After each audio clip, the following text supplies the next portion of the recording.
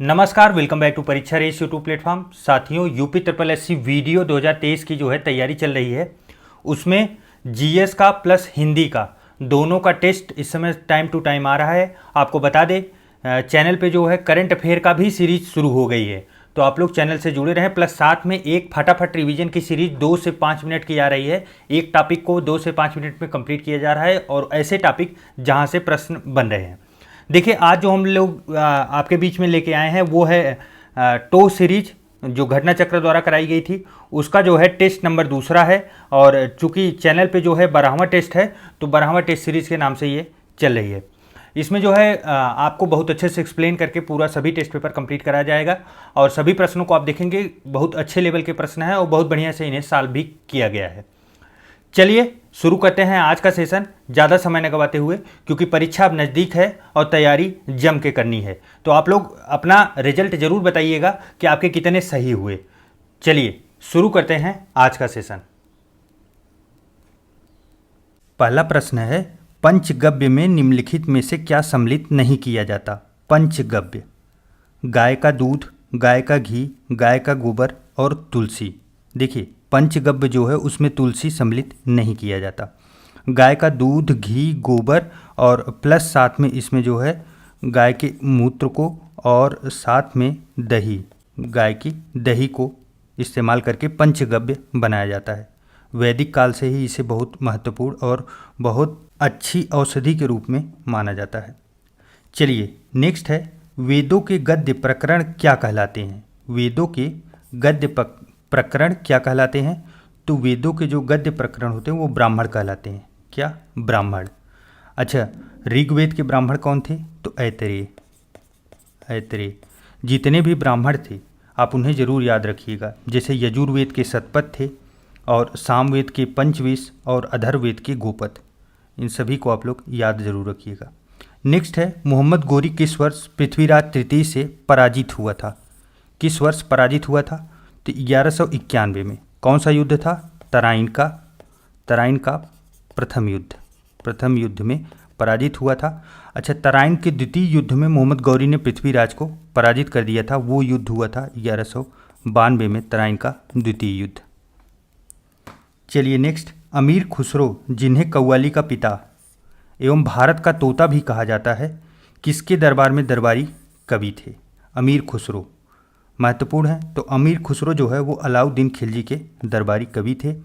और इनके बारे में एक और फैक्ट आप लोग याद रखिए कि ये 7 सुल्तानों का कार्यकाल जो है इन्होंने देखा था। 7 सुल्तानों का कार्यकाल।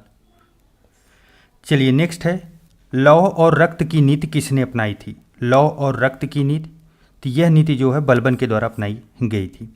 अच्छा, लौह और रक्त की नीति है क्या? लौह और रक्त की नीति का मतलब यह है तलवार के दम पे शासन करना, मतलब जहाँ जरूरत पड़े निरंकुशता से बलि चढ़ा देना किसी की भी, लेकिन राजा के हाथ में पावर होनी चाहिए। 2 मुख्य चीज़ें थी बलबन की जिसके दम पर वो शासन करता था। पहला ये था कि वो उसने पूरे एरिया में, अपने पूरे साम्राज्य में ये चर्चा चलवाया था कि जो है राजा का पद जो है वो ईश्वर की देन है, ईश्वर की वजह से बनते हैं। और दूसरा जो है, राजा हमेशा निरंकुश होता है, उसे कड़क डिसीजन लेने की आज़ादी होती है। चलिए नेक्स्ट है, किस वर्ष में ईस्ट इंडिया कंपनी के जहाज़ों ने सूरत के पास स्थित स्वाली एस्चुरी में पुर्तगालियों को पराजित किया था? पुर्तगालियों को पराजित किया था ईस्ट इंडिया कंपनी के जहाज़ों ने। तो ये वर्ष कौन सा था?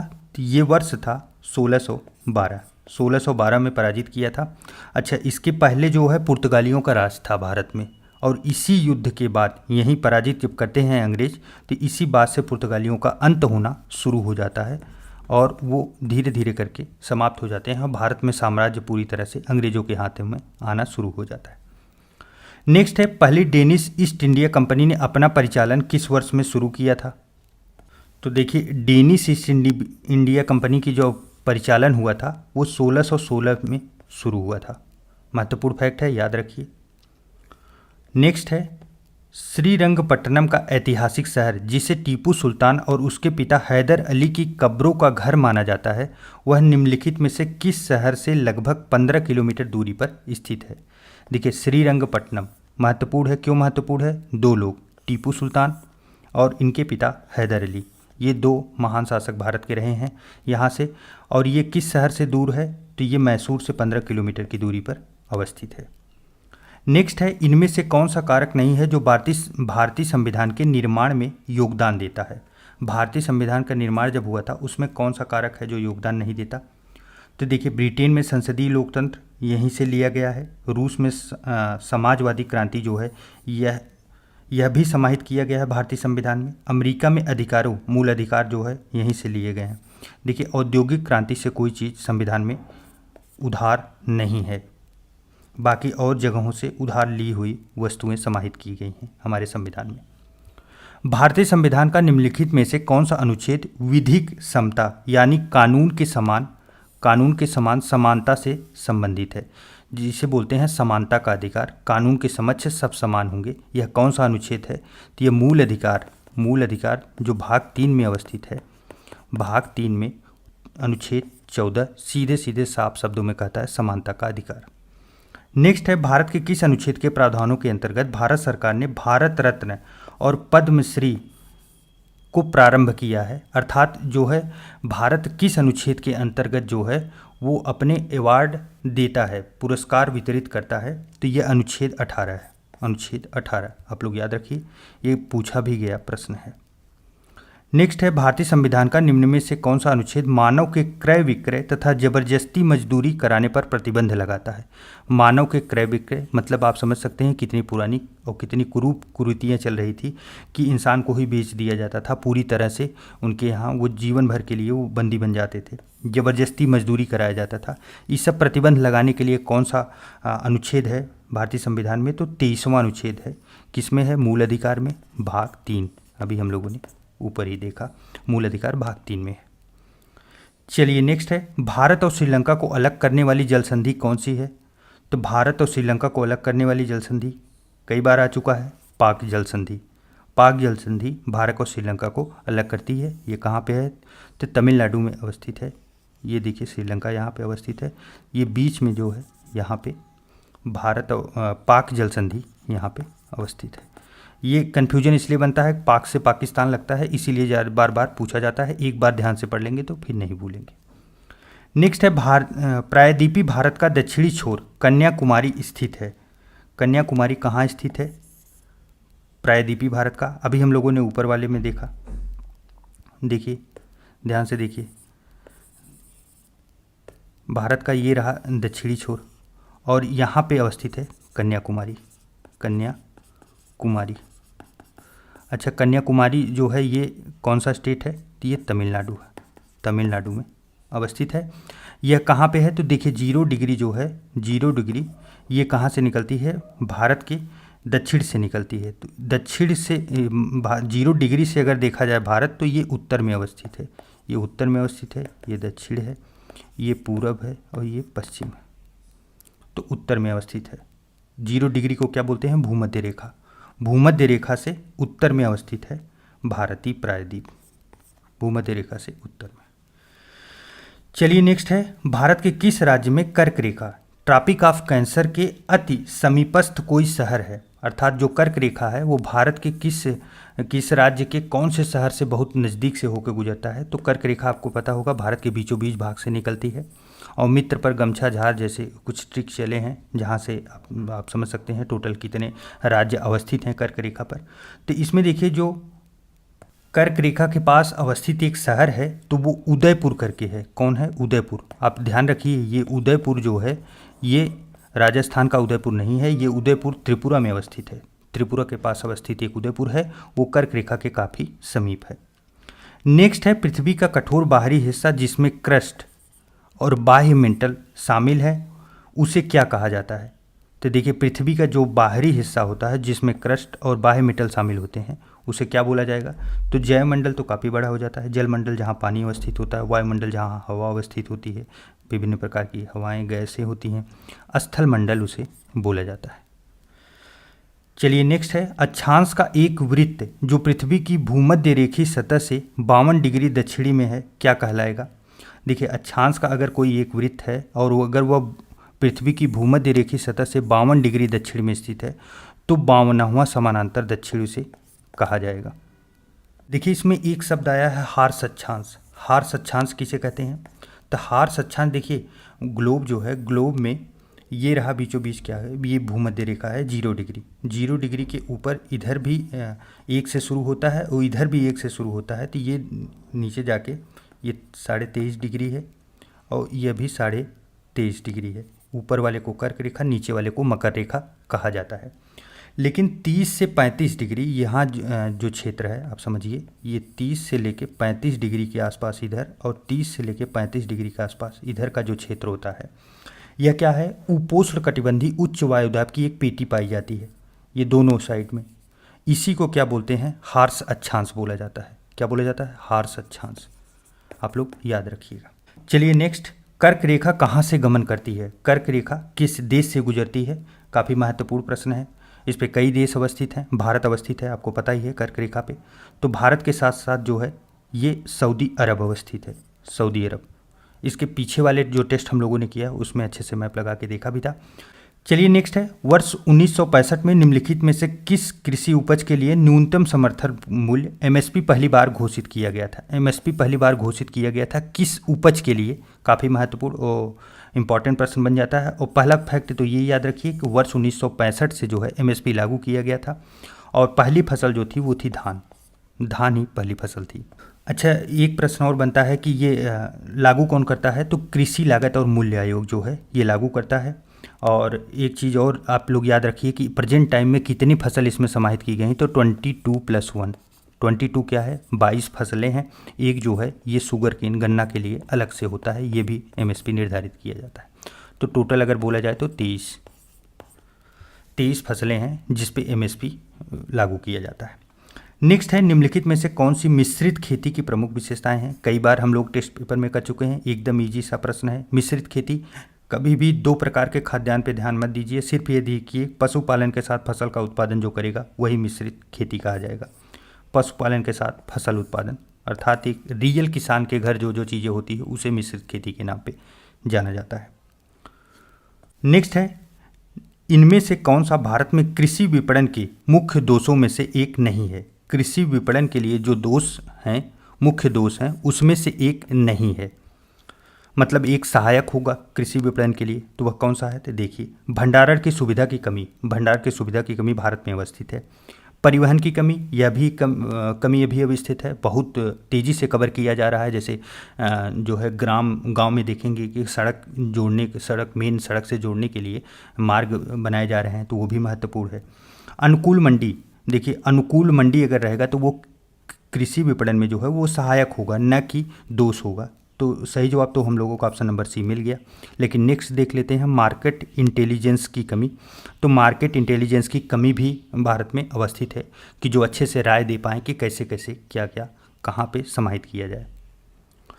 चलिए नेक्स्ट है, उत्तर प्रदेश राज्य का कौन सा जिला नेपाल के साथ अपनी सीमा साझा नहीं करता है? नेपाल के साथ अपनी सीमा साझा नहीं करता है, तो आइए इसके लिए हम लोग मैप देखते हैं। देखिए ये रहा नेपाल, ये नेपाल रहा। अब कौन कौन सा जिला यहाँ पे अवस्थित है? तो देखिए सबसे पहले पीलीभीत आता है, उसके बाद फिर लखीमपुर खीरी आता है, और फिर बहराइच आता है, फिर श्रावस्ती, फिर बलरामपुर, फिर सिद्धार्थनगर, फिर महाराजगंज। यहाँ तक नेपाल सीमा समाप्त होती है। नेपाल सीमा यहाँ से अवस्थित है। तो टोटल कितने हैं? 1 2 3 4 5 6 और 7, टोटल 7 ज़िले हैं जो नेपाल की सीमा के साथ सीमा साझा करते हैं। कौन कौन से, एक बार फिर से रिवाइज कर लीजिए आप लोग। पीलीभीत, लखीमपुर खीरी, बहराइच, श्रावस्ती, बलरामपुर, सिद्धार्थनगर और महाराजगंज। चलिए अब इस मैप को मैं यहीं साइड में लगा दे रहा हूँ। मतलब जब आप PDF डाउनलोड करेंगे इसका, तो आप वहाँ से एक बार फिर अच्छे से रिवाइज कर लेंगे, तो एक बार भी ये भूलेगा नहीं आपको। चलिए देखिए हम लोग क्या क्या देखे थे। पीलीभीत अवस्थित था, और उसके बाद श्रावस्ती ये भी था, महाराजगंज ये भी था, सीतापुर हम लोगों को नहीं मिला था। सही जवाब हम लोगों का जो बनेगा वो बनेगा ऑप्शन नंबर सी, सीतापुर। चलिए नेक्स्ट, नदियाँ दी गई हैं और 2 शहर दिए गए हैं। नदियों को शहर के साथ मैच कराने के लिए दिया गया है। पूछा गया है कि कौन सी नदी किस शहर के साथ अवस्थित है। देखिए पहली नदी कौन सी है? गंगा नदी किस शहर के पास अवस्थित है? तो ये बिठूर शहर के पास अवस्थित है। राप्ती जो है, गोरखपुर से निकलती है। गोमती जो है जौनपुर से प्लस लखनऊ शहर से। सई नदी जो है ये प्रतापगढ़ से। प्रतापगढ़ से निकलती है। इस प्रकार अगर हम लोगों का कोड देखें तो क्या बनेगा 242413। 2413 सही जवाब ऑप्शन नंबर बी है। चलिए नेक्स्ट, उत्तर प्रदेश में सबसे कम क्षेत्रफल वाला जनपद कौन सा है? सबसे कम क्षेत्रफल वाला जनपद उत्तर प्रदेश में कौन सा अवस्थित है? देखिए, अगर सबसे कम क्षेत्रफल की बात की जाए तो सबसे छोटा तो हापुड़ होता है, हापुड़। अब चूंकि वो ऑप्शन में है ही नहीं, ऑप्शन में है नहीं तो उसके सिवा अगर दूसरे नंबर पे देखा जाए तो संत रविदास नगर होगा। सही जो ऑप्शन नंबर डी होगा हम लोगों का। चलिए नेक्स्ट है, उत्तर प्रदेश के निम्नलिखित में से कौन से जिलों की सीमा जो है मध्य प्रदेश के साथ साझा नहीं करती है? कौन सा जिला है? चलिए देखते हैं। देखिए, मध्य प्रदेश से सीमा जो लगती है उत्तर प्रदेश की सबसे बड़ी सीमा लगती है, और आप देख रहे हैं कितनी बड़ी सीमा और कितने डिस्ट्रिक्ट इसमें समाहित किए गए हैं। देखिए, आप डिस्ट्रिक्ट को देख के मत डरिए कि इतनी डिस्ट्रिक्ट हमको याद करने पड़ेंगे, डिस्ट्रिक्ट याद नहीं करने पड़ेंगे, आप सिर्फ एक थोड़ा सा सिम्टम देखेंगे तो आप अलग से समझ पाएंगे।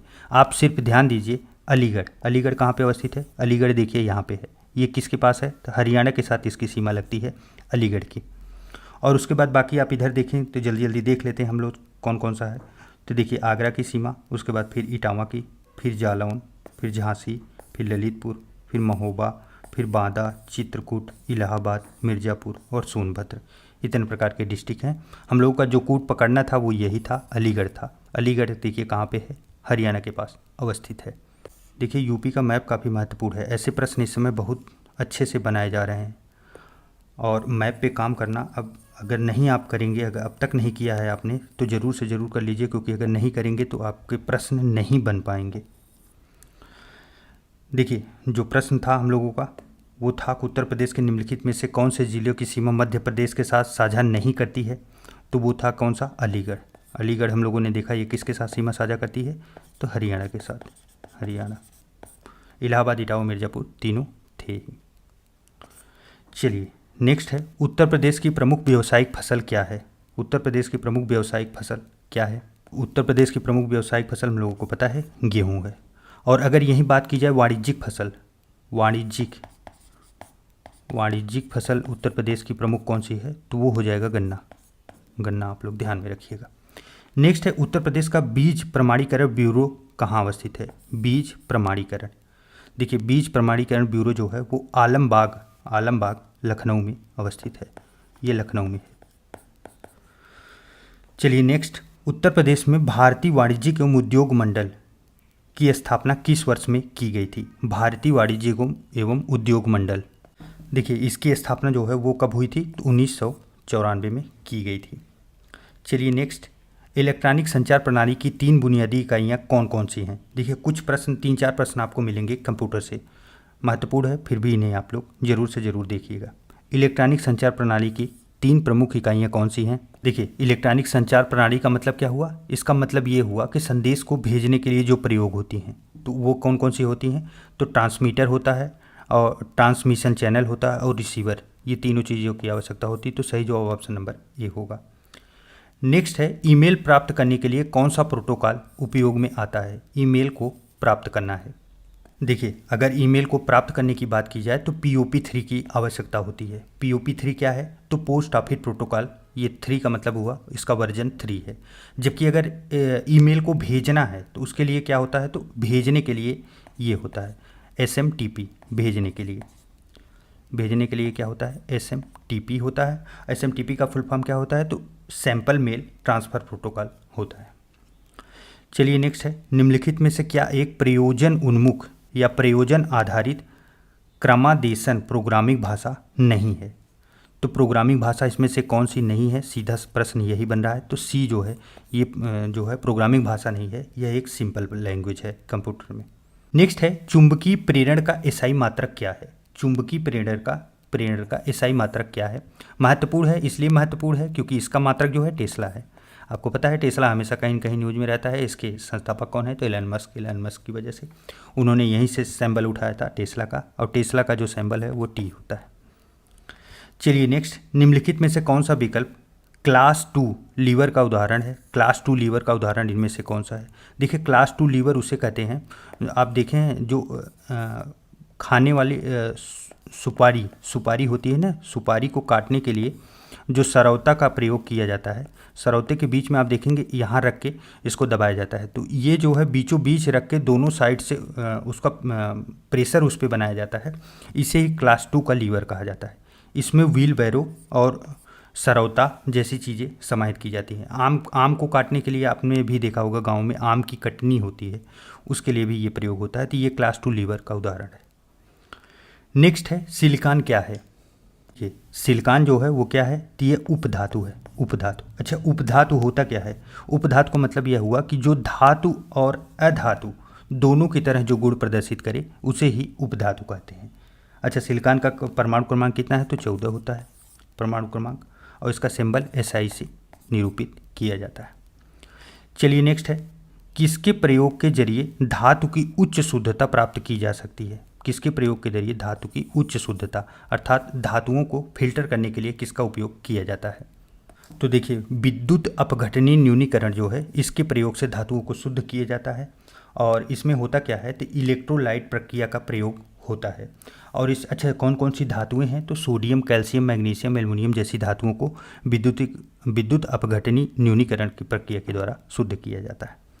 नेक्स्ट है, निम्नलिखित में से कौन सा विकल्प शरीर का सबसे बड़ा आंतरिक अंग होगा? शरीर का सबसे बड़ा आंतरिक अंग कौन सा है? तो हम लोग कई बार पढ़ चुके हैं, लीवर। लीवर को कहा जाता है। लीवर का अर्थात क्या हुआ यहाँ पे? जिगर, जिगर लिखा गया है, जिगर ही लीवर बोला जाता है, जिगर को ही। चलिए नेक्स्ट, निम्नलिखित में से कौन सा तंत्रिका फाइबर। अच्छा, जिगर के बारे में एक और चीज़ आप लोग महत्वपूर्ण है जानते रहिए, 1.6 kg इसका वजन होता है सामान्य व्यक्ति में। नेक्स्ट है, निम्नलिखित में से कौन सा तंत्रिका फाइबर से बना है जो प्रतिबिंब क्रियाओं के मध्यस्थता करता है और जो मस्तिष्क को आवेगों का आदान प्रदान करता है? देखिए, शरीर का अगर सबसे कोई कॉन्फ्लिक्ट एरिया बताया जाए, जैसे होता नहीं घर की वायरिंग समझना सबके बस की बात नहीं, अगर कहीं पूरा जाल उसका बिछा हो तो वही होता है तंत्रिका फाइबर। तंत्रिका फाइबर शरीर की सबसे व्यस्ततम चीज़ें होती हैं। इसमें अगर आप पूछें आदान प्रदान करने के लिए मस्तिष्क को आवेग या संदेशों का आदान प्रदान जो किया जाता है वो मेरुदंड के द्वारा किया जाता है। इस चैप्टर को आप लोग ध्यान से पढ़ लीजिए क्योंकि यहाँ से प्रश्न धीरे धीरे बनाने शुरू हो गए हैं एग्जामिनर के द्वारा। नेक्स्ट है, निम्नलिखित में से कौन सा हृदय की धड़कन और श्वसन को नियंत्रित करता है? हृदय की धड़कन को और श्वसन को नियंत्रित करता है। सबसे पहला फैक्ट आप लोग ये याद रखिए क्योंकि ये एक बार परीक्षा में आया था, बहुत से लोग कंफ्यूज हो गए थे जब ये प्रश्न पूछा गया था कि हृदय की धड़कन को ब्रेन कंट्रोल करता है कि नहीं। ये सही बात है, ब्रेन जो है वो कंट्रोल करता है किसको? हृदय की धड़कन को और श्वसन को। आप समझिए कितना महत्वपूर्ण चीज़ है। ब्रेन अगर काम करना बंद कर दे या फिर वो बंद कर दे कि धड़कन नहीं लेनी है तो इंसान की जान भी जा सकती है। तो यह कौन नियंत्रित करता है? तो ब्रेन का जो पीछे वाला भाग होता है, पीछे वाला भाग उसी के द्वारा ये नियंत्रित किया जाता है। उसे क्या बोलते हैं? तो मेडुला ऑब्लंगेटा के नाम से जाना जाता है। चलिए नेक्स्ट है, वर्ष 1962 में प्रकाशित पुस्तक साइलेंट स्प्रिंग जिससे विश्व के पर्यावरणीय आंदोलनों को गति मिली के लेखक कौन है? पर्यावरण के आंदोलन को गति देने वाले इस साइलेंट स्प्रिंग के लेखक हैं ते अमेरिका की लेखिका जो है रेचल कार्सन के द्वारा लिखी गई है साइलेंट स्प्रिंग। यह जीव विज्ञानी एवं संरक्षणविद भी वहाँ की हैं, पर्यावरण आंदोलन की गति देने वाली। नेक्स्ट है, नगरीकरण एवं औद्योगिकरण हानिकारक है। नगरीकरण एवं औद्योगिकरण, देखिए औद्योगिकरण क्या होगा? तो उद्योग लगाए जाएंगे, बड़ी बड़ी इंडस्ट्रियाँ बैठाई जाएंगी। नगरीकरण मतलब एक ही जगह आके शहरों में बसेंगे लोग। यह हानिकारक किसके लिए है? तो देखिए संतुलित विकास के लिए, हाँ, क्योंकि अगर एक ही जगह इकट्ठा होंगे, देखिए पूरा ग्लोब तो इतना है, यहीं किसी पे नगरीकरण हो रहा है, यहीं इंसान इकट्ठे हो रहे हैं, तो विकास के लिए संतुलित विकास हो नहीं पाएगा। यहाँ का विकास नहीं होगा, सिर्फ यहीं का विकास होगा। पर्यावरण एवं पारिस्थितिकी के लिए, तो यहीं के पर्यावरण को ये लोग हानि पहुँचाएंगे, बाकी पर्यावरण अछूता बना रहेगा। उसके बाद जैव विविधता के संरक्षण के लिए, जैव विविधता का भी यहाँ पे संरक्षण नहीं किया जा पाएगा क्योंकि यहाँ पे एक्सेस में जब पॉपुलेशन होगी तो वो बहुत कुछ हानि पहुँचाएगी। तो इस प्रकार जो सही होगा ऑप्शन नंबर डी बनेगा, उपयुक्त सभी के लिए। इस प्रकार साथियों 50 प्रश्नों का ये जो श्रृंखला थी हम लोगों का वो समाप्त हुआ। आपके कितने प्रश्न सही हुए कमेंट करके जरूर बताइए, कुछ कमेंट जरूर किया करिए क्योंकि ऐसे पता नहीं चलता कि पढ़ाया गया है, डिस्कस किया गया, आपके पास तक पहुँचा या नहीं पहुँचा। चलिए मिलते हैं एक और वीडियो में, तब तक के लिए ढेर सारा प्यार, नमस्कार।